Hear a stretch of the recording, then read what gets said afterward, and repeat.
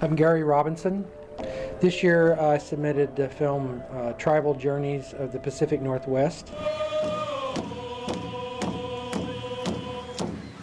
And it's a kind of an examination of a cultural event that's sprung up over the last 20 years in Washington State and Western Canada, in which the Western Salish, coastal Salish peoples have brought back their canoe culture.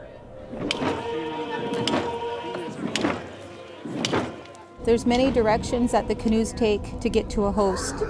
And when they come into the host's traditional waters, there is a process to come in which we call the landing. I think it's just an important point that if you're passionate enough about it and you feel compelled to communicate things that are not being told, then you just step out somehow and figure out a way to do it.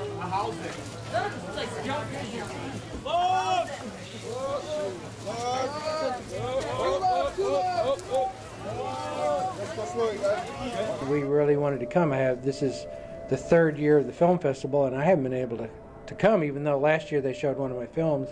I just couldn't make it, and I was like, I've got to get down there and get to this because, you know, I want to see what this is about. So I was happy to be here tonight and talk about the film.